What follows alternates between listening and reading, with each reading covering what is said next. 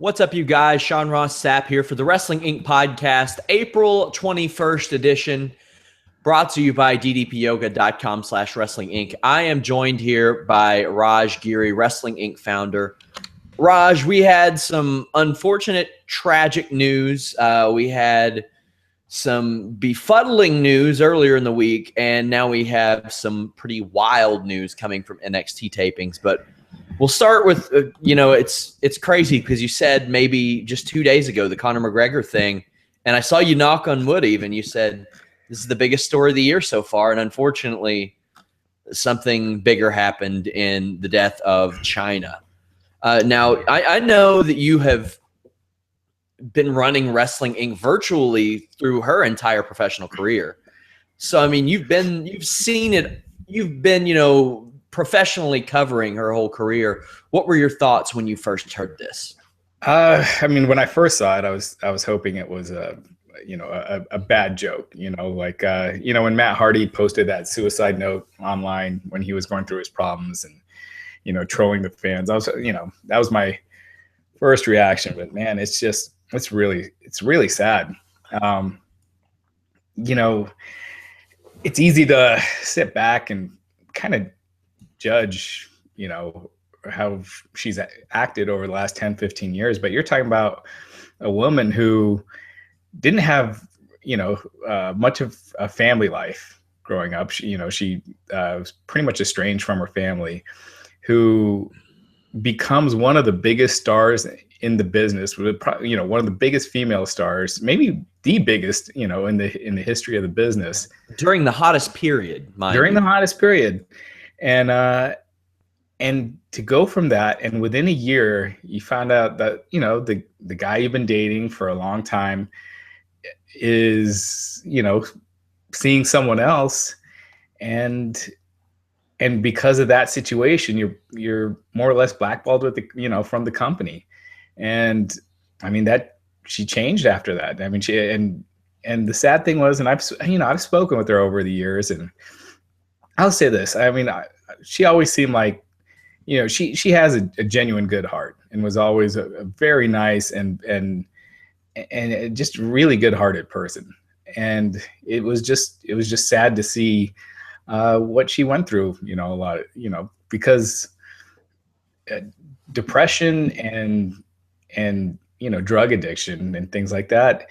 It's easy to say, well, get help, snap out of it, but you see it over and over, especially with people who rise to fame and is taken away quickly. It's a hard thing to overcome, and she tried, and she was always trying, and it just never worked, and it's just really sad. I mean, her contributions are enormous. You'll have people say that it was because of who she knew and things like that, but that goes with almost anybody.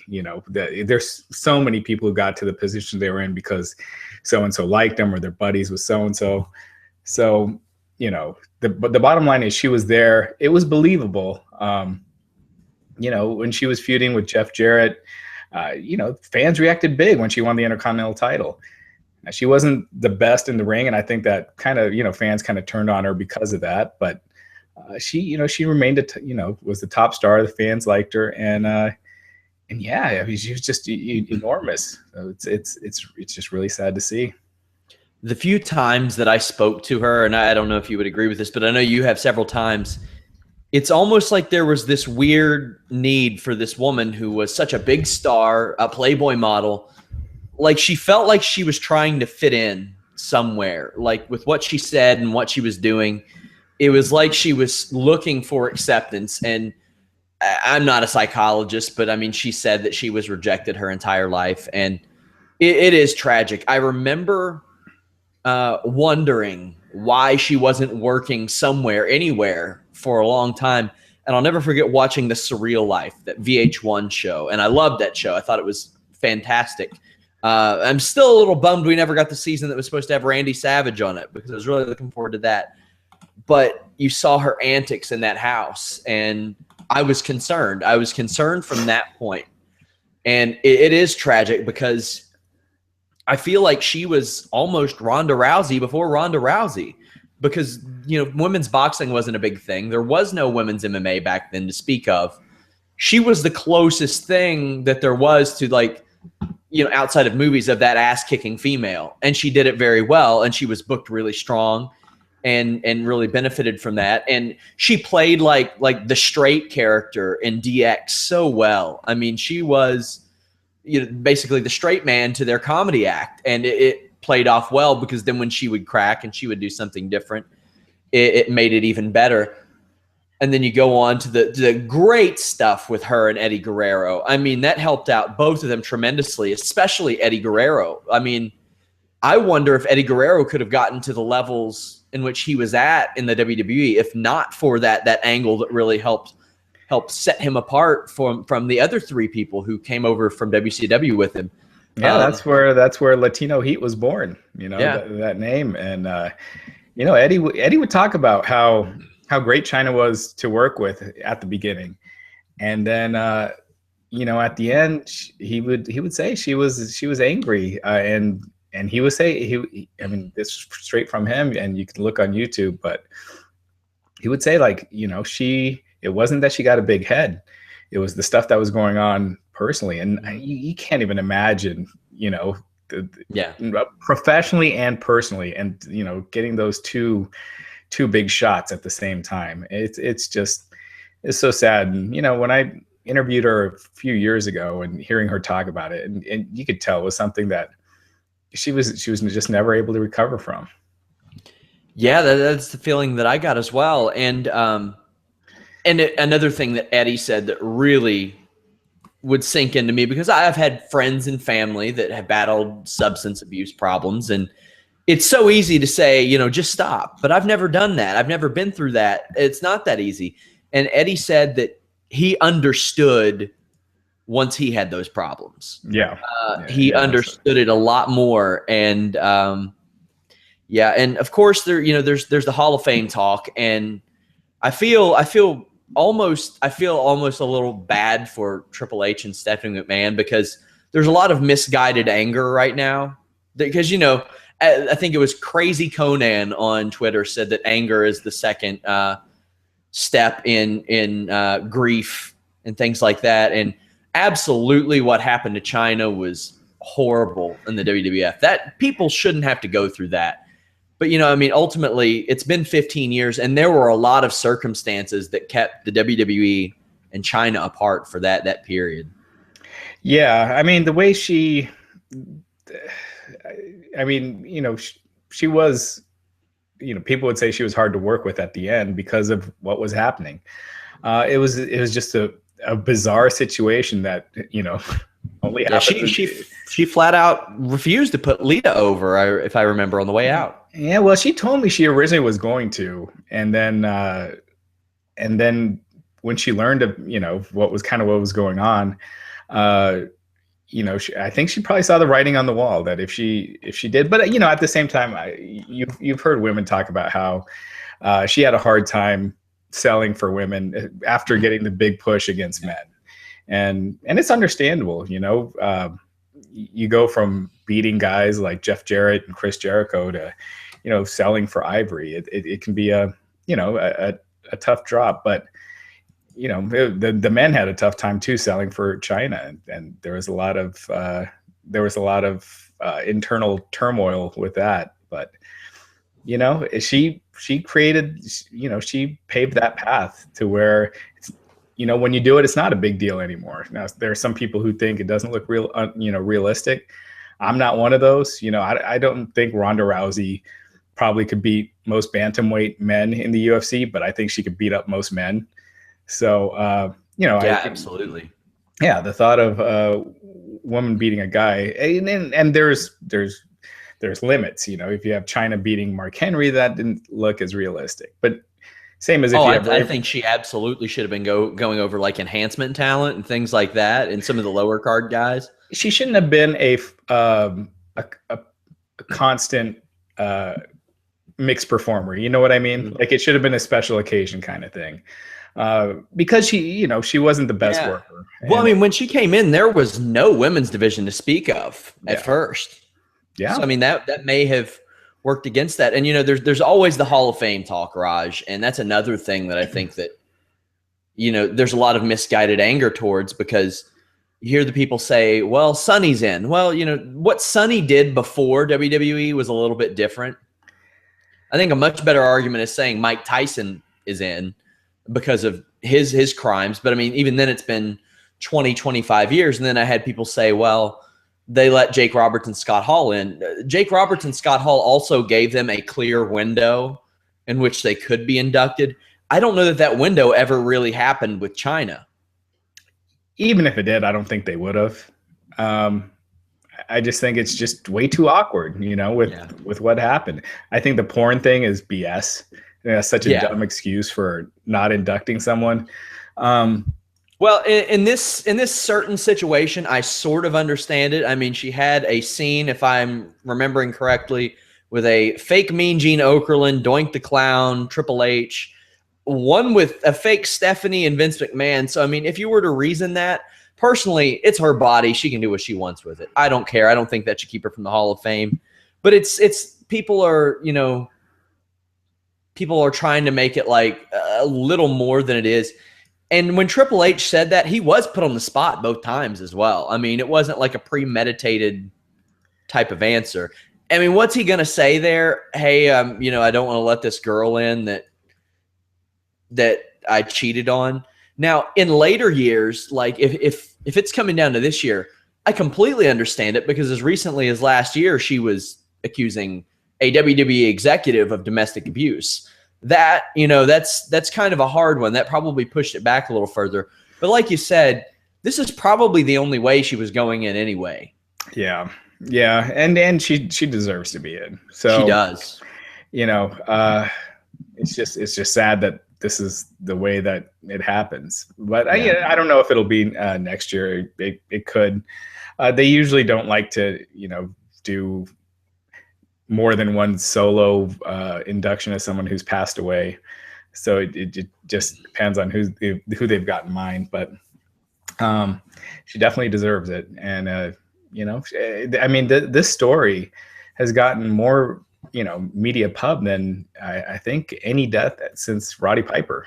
I have had more people contact me about this than probably like casual non-wrestling fans than maybe anything since I started working for Wrestling Inc. That's how big it is. I mean, you have people saying, that was my first crush and things like that. And like weird, like all kinds of stuff, like random people that I had no idea even knew what wrestling was, that knew who Chyna was.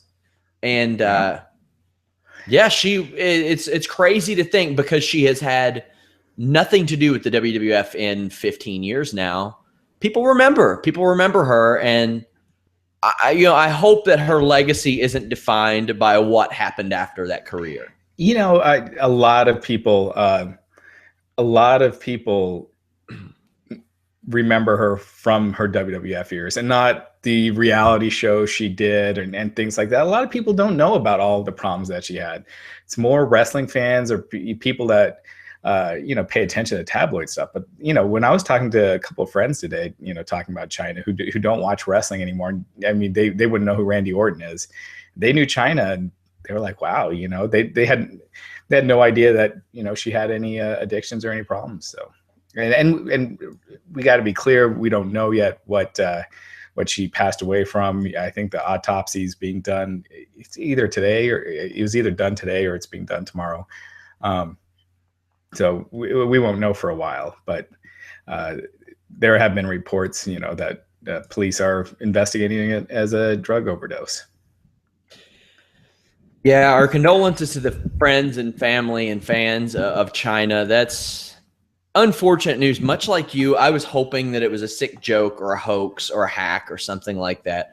Maybe promotion for the documentary or something like that had been worked on. But unfortunately, it isn't. What were some of your favorite Chyna moments, Raj? Oh, man. I liked when she was first introduced and it was just ragdoll Marlena.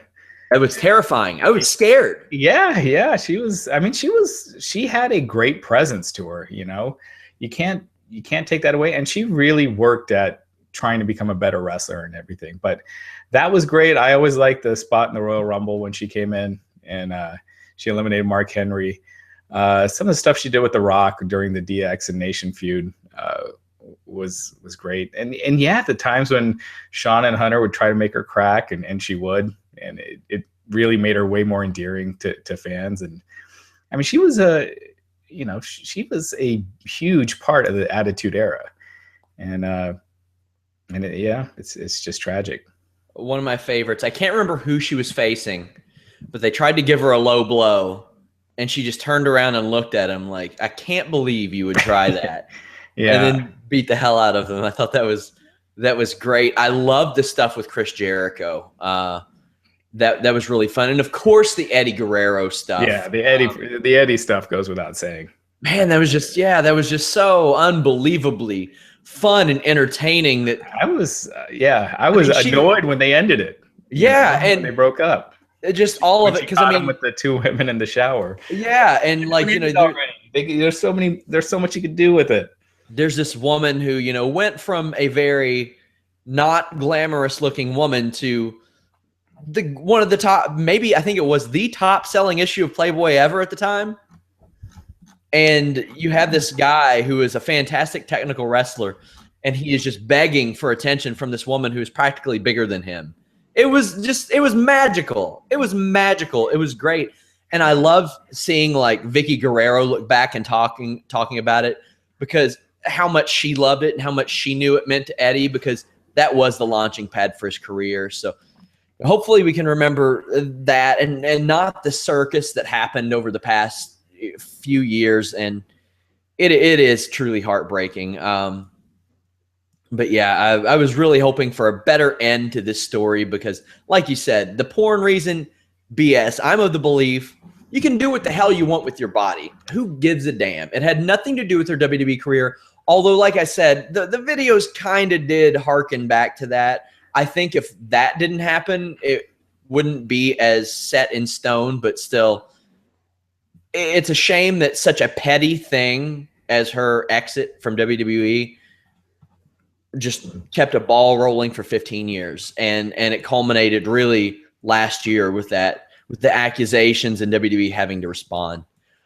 However, Raj, on I don't know if it's a brighter note, but a more positive note, Samoa Joe tonight has won the NXT championship from Finn Balor at a live event. And we can't confirm it, but Finn Balor may also be injured. They've been doing a lot of these injury angles lately, so yes. We definitely don't want to. We definitely, don't want to say it's for sure. It could be just part of the storyline. But if this wasn't an audible, if this was the plan for Samoa Joe to win the title, I would think that just means that Finn Balor's coming to the main roster. And so why not do this? 2-3 weeks ago? Who knows? Maybe they weren't ready to bring Balor up at that particular day, and they knew that if Balor lost, people would be expecting it and maybe be disappointed. Well, then you build up rematches with Samoa Joe in NXT.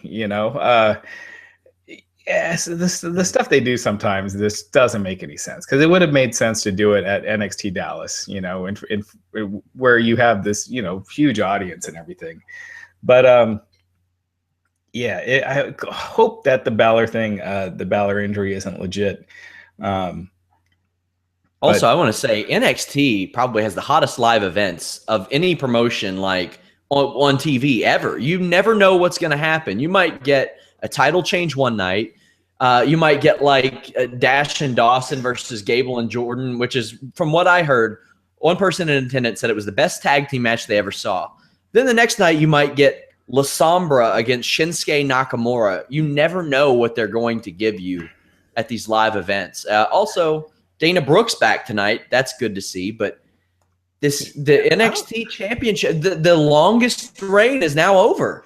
Yeah, and I'll say this with NXT, and I know some hardcore fans are just going to hate me for saying this, but I feel like NXT is what I always wanted ECW to be, is great wrestling, rabid crowds, but not the stupid stabbing, stabbing other, which, that didn't happen all the time. But, the hitting people with, scarring up their faces with, I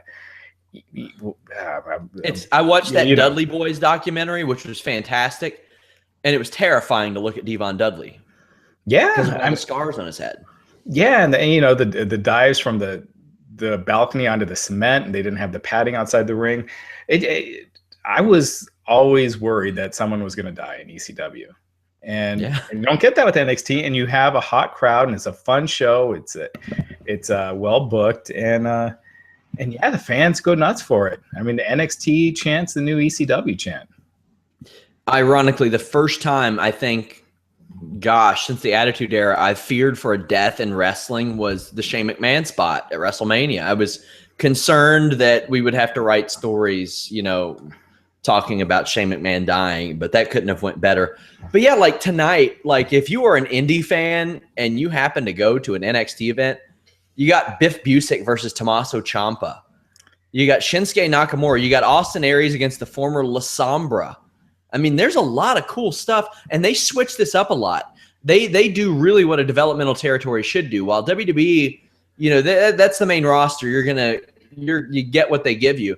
They're really having all these guys work with each other in NXT, learn each other, learn the different styles. I really love their approach to live events. And one of the big positives that NXT has outside of the live events is they only have 1 hour of TV a week. You don't get burnt out. You're not like, I can't watch anymore like you get with WWE. And it does get uneventful on occasions because it seems like it's squash match after squash match, but you know what? There's no 50-50 booking that way. Yeah, you know who's important, and you get behind the guys that are important.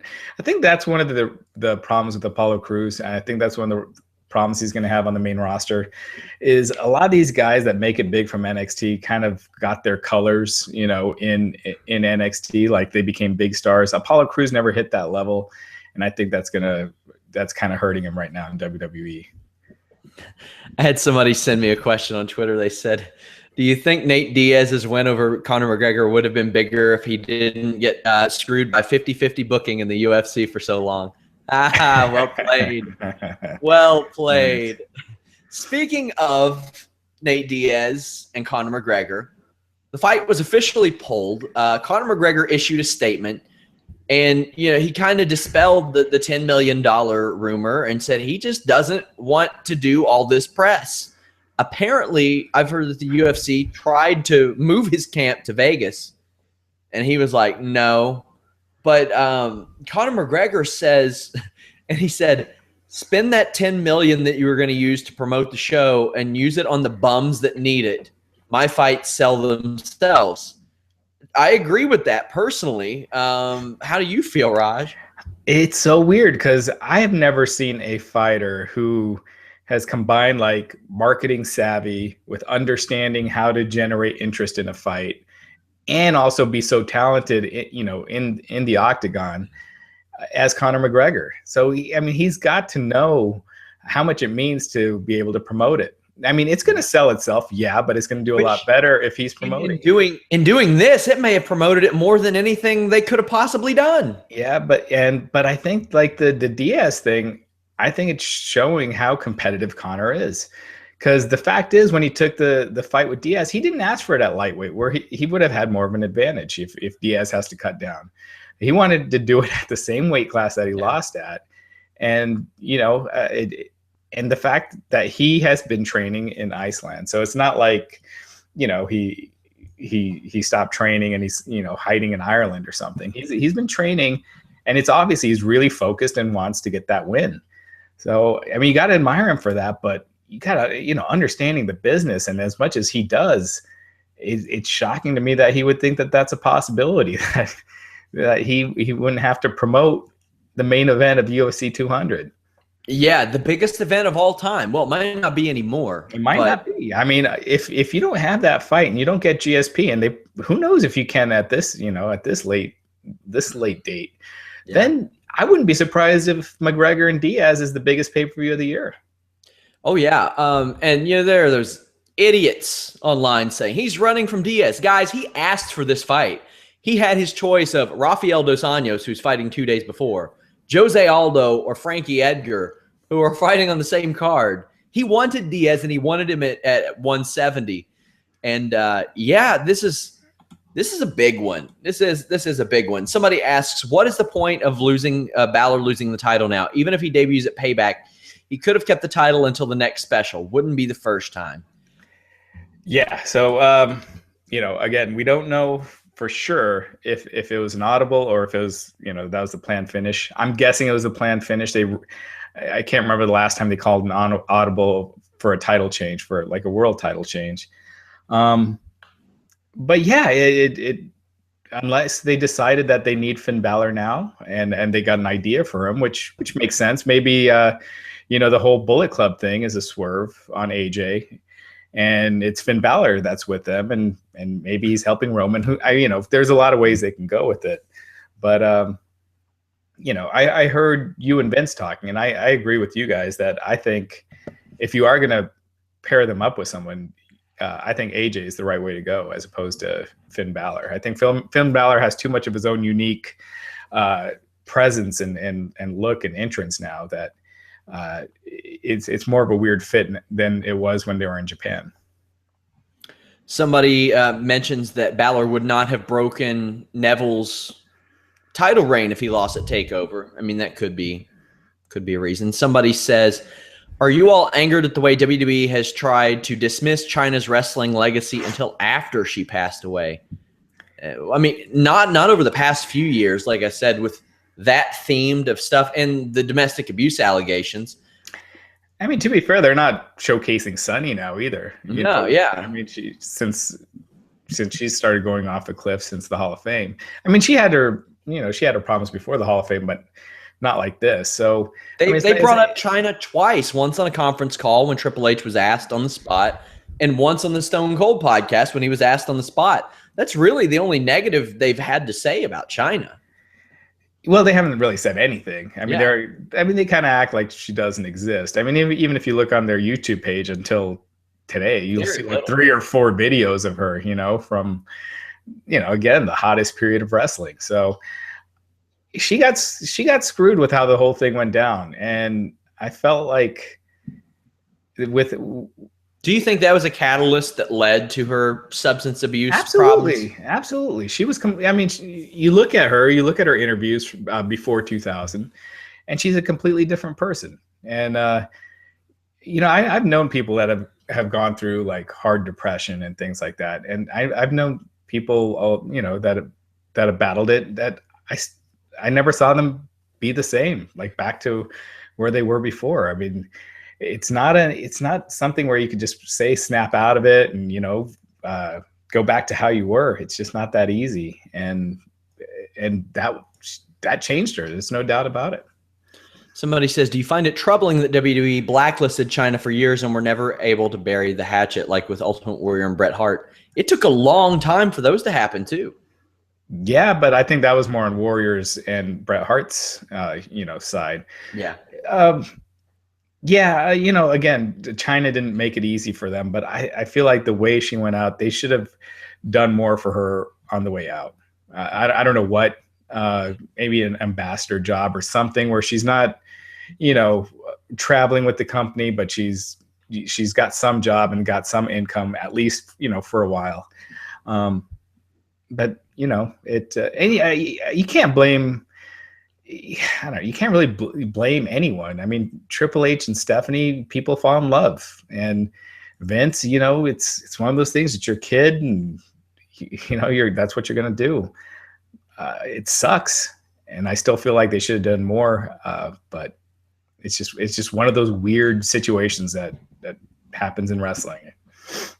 Yeah, like I said, I feel like if there could have been a window, like of just a few years, at any point where she was mentally stable, physically stable, and said the right things. I feel like that a reunion, maybe not a reunion, but at least a mending of the fences could have happened.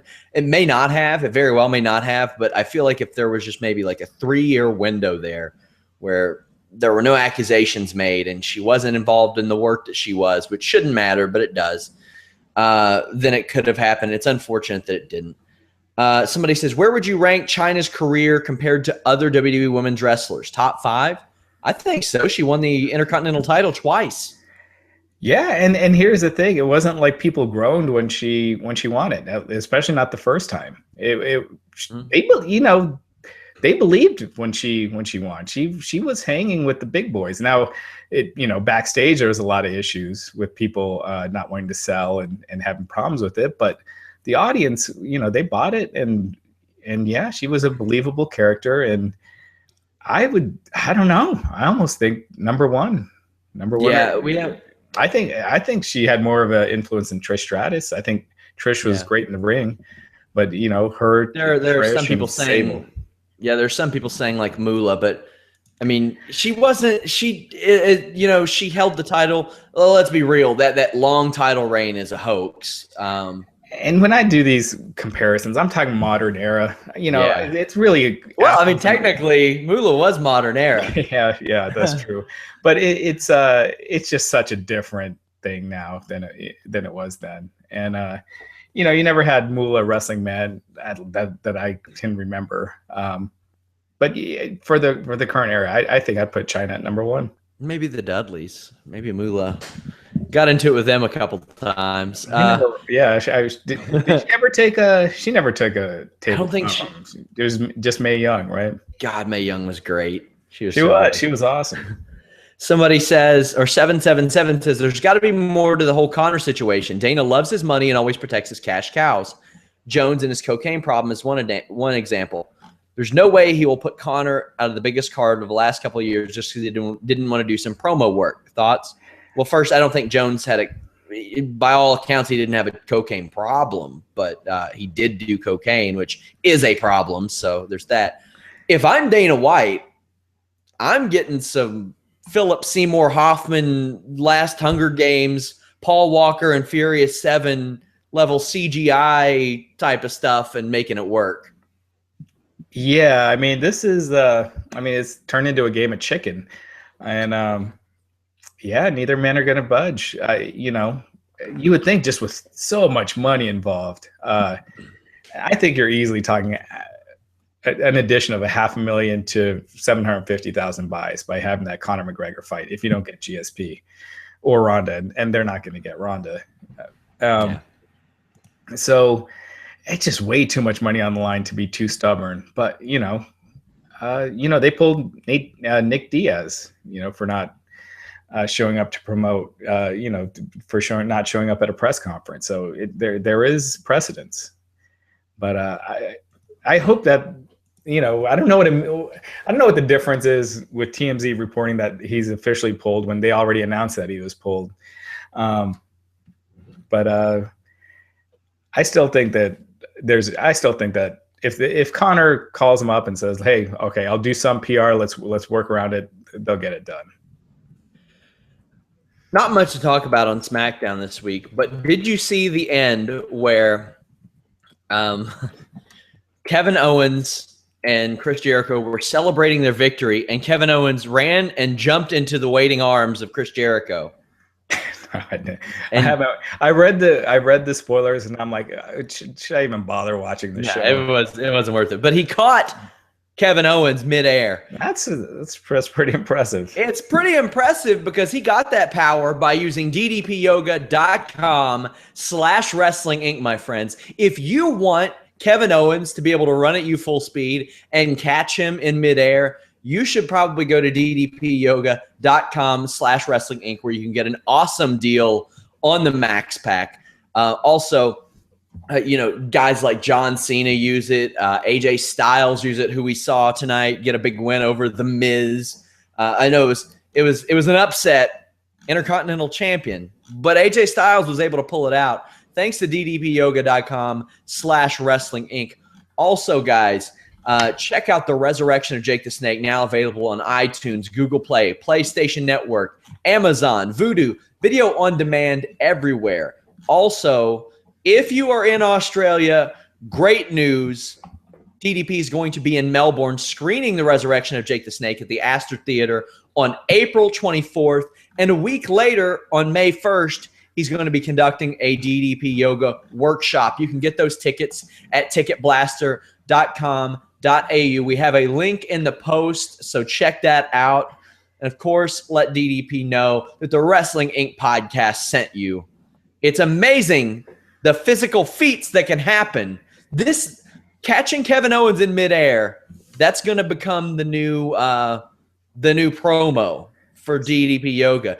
The parachuting veteran's probably going to be out of work now because that's a mastodonic physical feat right there, Raj. That's huge. That's huge. They didn't show Shane McMahon on SmackDown, right? That was just weird. So weird. You have Shane McMahon on SmackDown. You have him there. He beats the hell out of The Miz, gets a great pop, a good segment too, really fun, through a hell of a flying back elbow, and they saved it for SmackDown Fallout. Well, you don't want people to get confused and start thinking that SmackDown's important. So you got to make sure to leave that kind of stuff off, Because also give people the wrong idea. If Shane McMahon's out there, people might be reminded of that time that he beat The Undertaker at WrestleMania for control of a show. He's not. What the hell's he doing on SmackDown? He had nothing to do with SmackDown. You might as well bring him on. I mean, they have no continuity with their storylines, and this stuff's not hard to explain. You could have easily done Vince coming out saying, I wanted to see what, I was curious to see what Raw would be like. Next week, you're running it. So you have a week build. Shane runs it. Then the next week, Vince comes out and says, well, that did great. But, instead he's just coming out. It's like, oh, I'm the GM again this week. And you could just put a little bit of explanation into it to not make it so ridiculous. You know what Rob brought up last night? And it's the little things. Colt Cabana in ROH one time had a stipulation that if he lost a match, he lost a match and he could never get a title shot in Chicago again. Well, he's now booked in a title match in Chicago at this pay-per-view, and Kevin Kelly simply addressed it by saying, well, when Colt Cabana signed his new contract, he demanded that he get a title shot in Chicago and wipe out that old thing. And if why not? Why not use that? Why not explain it a little bit? So I think that's a good way to go about it, but they just never do. Yeah, when you don't pay attention to the details and the fans start realizing that none of the stuff they're watching matters, and when they stop doing that, they stop really caring about the storylines you're presenting or the steps you're announcing. And it's not hard. There's no reason why they shouldn't. They take their audiences for granted, and it drives me nuts. 777 sent me a story which I have not been able to read, but apparently John Jones did admit to being addicted to cocaine. Right. Yeah, he did. Which is terrible, horrible. But I think it was on the MMA Hour he talked about it. Yeah, I must have missed that. So sorry to 777. She always sends us a lot of news stories.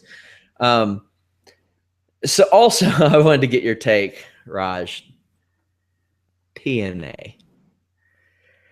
Yeah. Sup. TNA. I just want to say the words and hear what you have to say. TNA. Or the letters. Gosh, I've said this. I've said so many times that there's nothing more that would love more than for TNA to be strong and be going neck and neck with WWE on a weekly basis. But what can you say about it at this point? I think more people read our article about Chyna passing away than watched Impact this week, and I'm not kidding. Yeah. So I don't.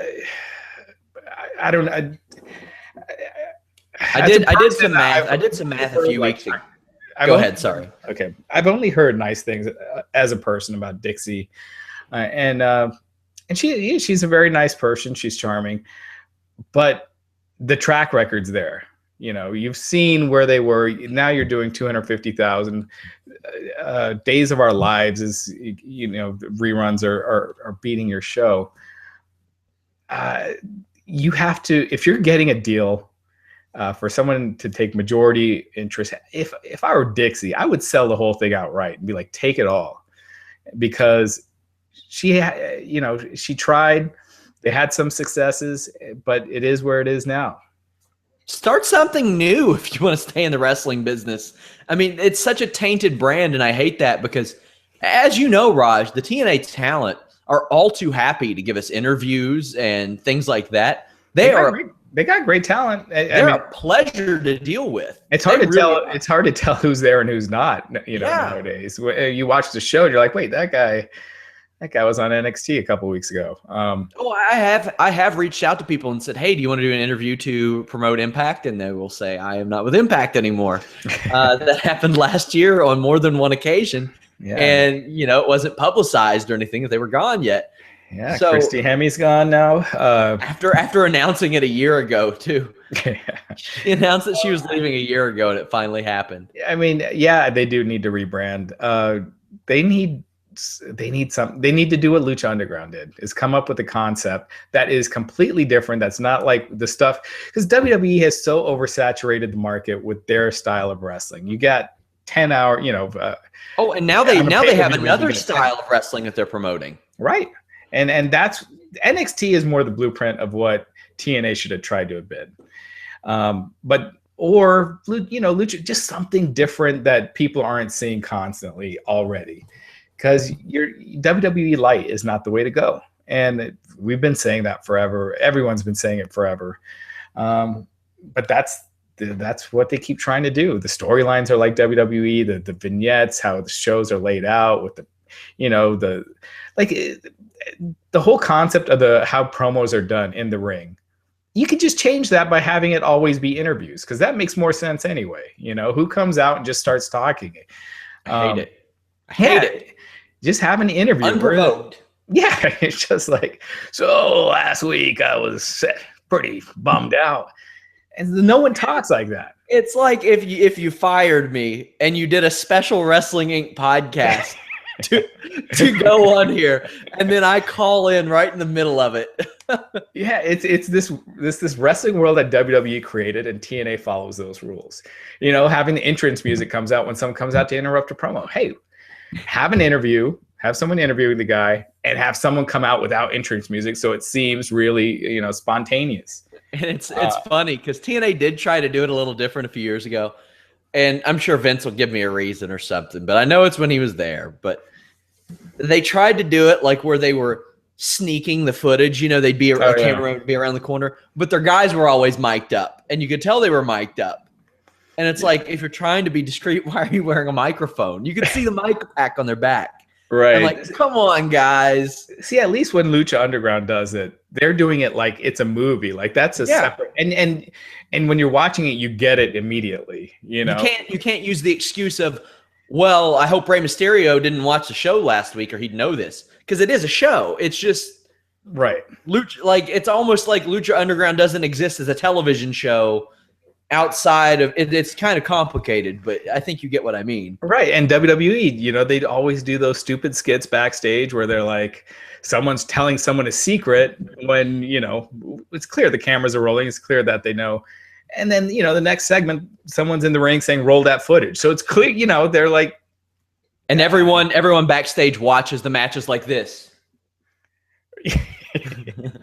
I mean, that's the one thing that people criticize WCW, and it's become kind of a punchline. But WCW in 1996, 1997, they tried making their product a lot more adult oriented, less goofy stuff, and I think that's what you need to do today. Get rid of the goofiness, make it more realistic, because you see people drawn to UFC and they're drawn to those real feuds and they're doing pro wrestling with their promos and they're talking smack and building up a fight.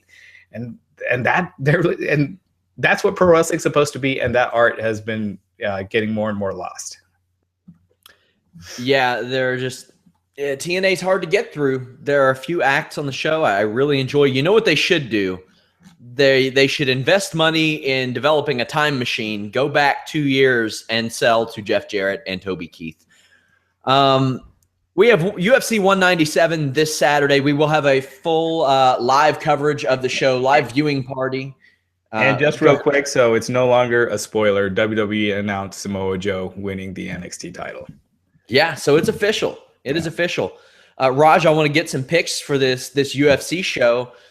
Like four former champions, four current or former champions on the show. That I think so. Yeah.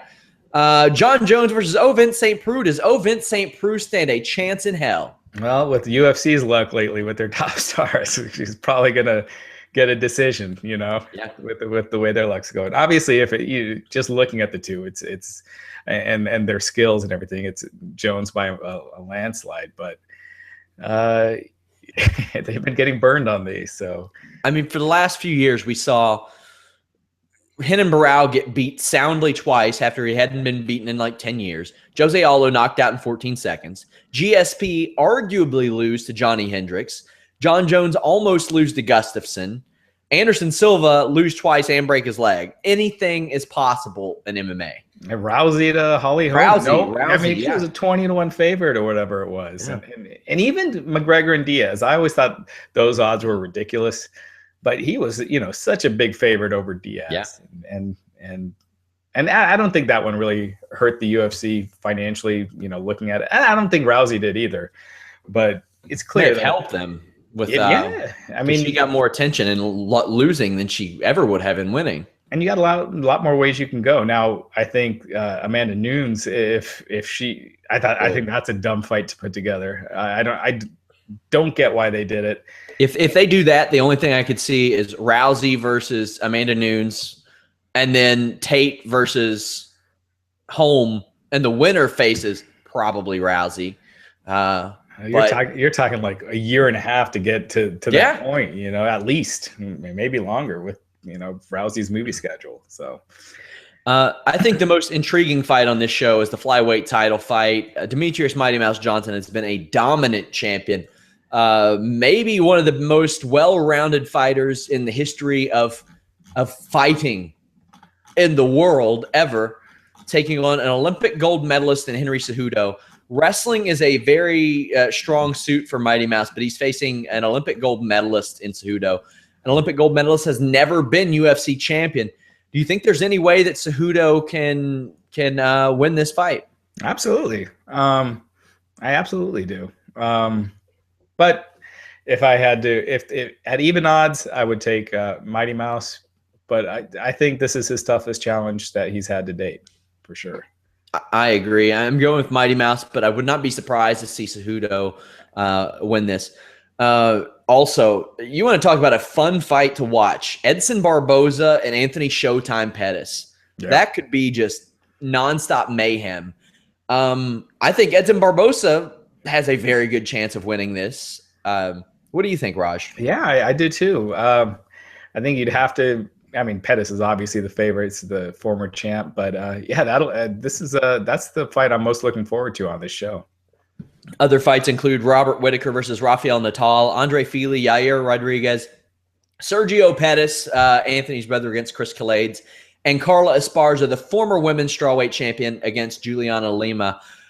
Several other fights on the prelims. Join us for the live viewing party, also on Twitter. I love doing those with you guys. I always try to sneak in there in between fights and comment to you guys. Yeah, let me see. Do we have any other questions? Ooh, somebody said, which do you think kept Chyna out of WWE most? The relationship, the porn, or the accusations? I think it started, and then even if that one didn't, they would use each of them as an excuse. Yeah, I mean, it's so hard to say, because if she, like, let's say she, after WWE, she went signed with TNA and stayed there this whole time and did well and stayed out of trouble. Who knows? Yeah, accusing Sean Waltman of rape couldn't have helped her. When she signed like the documents and all that stuff, and Waltman had the documents where she had said that she wasn't a willing participant in all this stuff, and then he had all these things that were like, well, she was. Yeah, that couldn't have helped her. Well, that whole thing, it's best to just not even bring it up, because it's neither of those, Chyna or Waltman were in their right state of mind during that whole period. It's just so sad to see what Chyna wasn't able to come back from it. That Opie and Anthony call was heartbreaking. to watch those two go at it on the air, because I mean, these days, Sean Waltman is like remarkable, like in his unwillingness to accept people's BS. And like you'll see him call it out on Twitter all the time.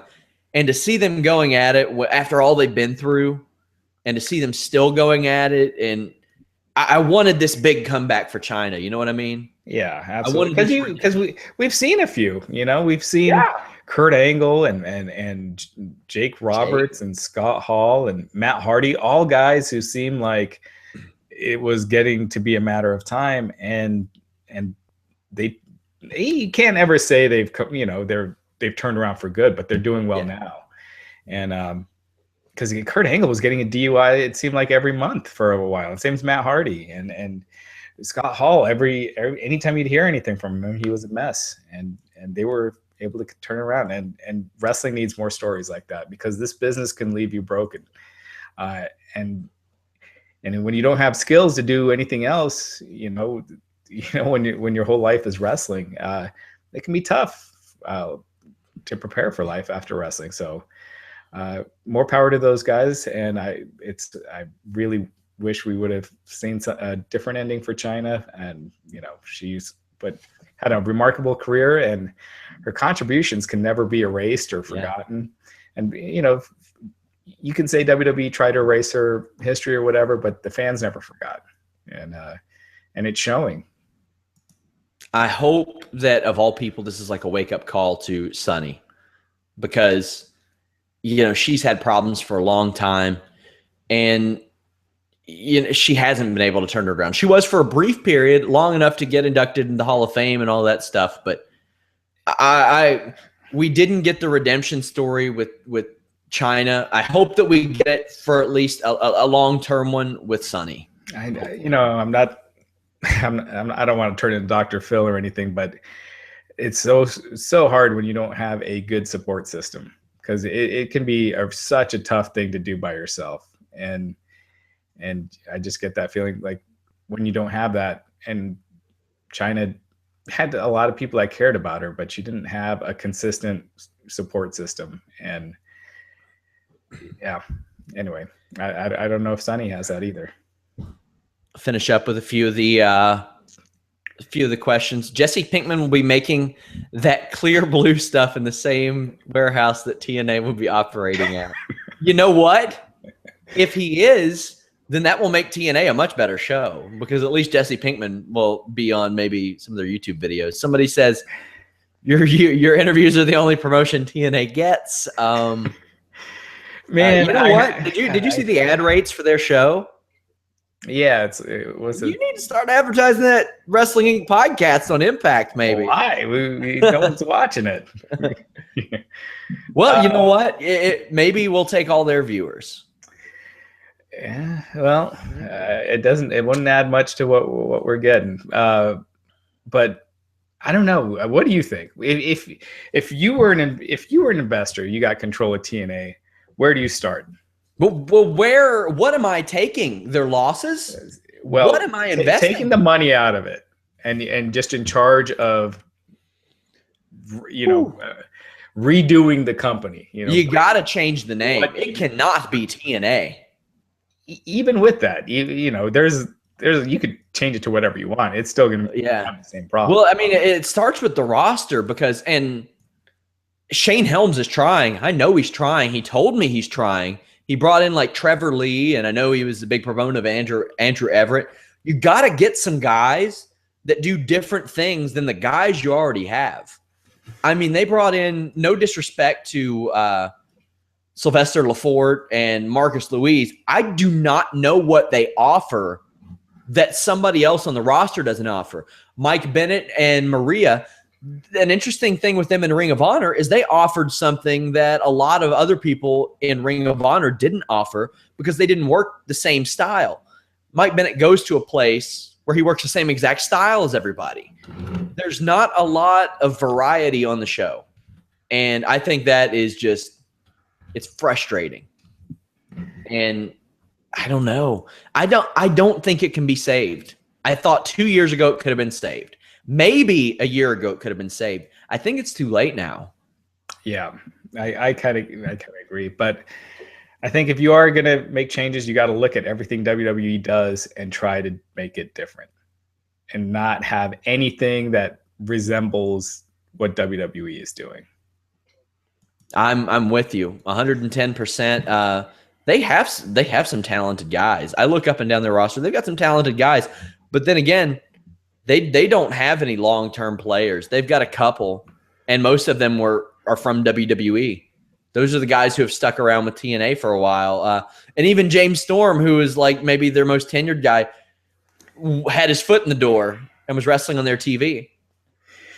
Yeah, I mean, all the guys they really could have built their promotion around, they kind of dropped the ball on. When you look at Bobby Roode or AJ Styles, it's crazy. They had Okada.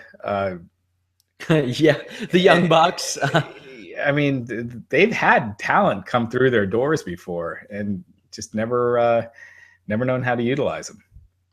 Also, it's being said before we go that Chyna's documentary is going to be completely reworked and then released. So, yeah, I know that you interviewed her in promotion of that last year, Raj. Yeah, she sounded in a good place last year when I talked to her. She did.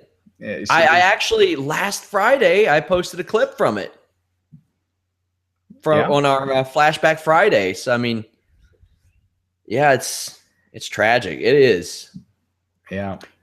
Guys, if you all haven't, check out our Monday show. Actually, this is good. Gosh, we've done a show every weekday this week. We did the Monday show with Vince Russo, the Tuesday breaking news show with about Conor McGregor, last night's show, non-WWE Raw show, and of course tonight's show. If you haven't already, subscribe to the YouTube page. Also, leave us a thumbs up on the video. That stuff helps. Raj, anything to leave our wonderful viewers with? No, just join us Saturday night. It'll be a fun show, and Yes. And John Jones it's always must watch when he's around. Greatest fighter of all time, in my opinion. I agree. Yeah. Guys, thank you so much. Of course, visit ddpyoga.com/wrestling inc. You can check out all the links to that on our post. Until then, guys, we are out.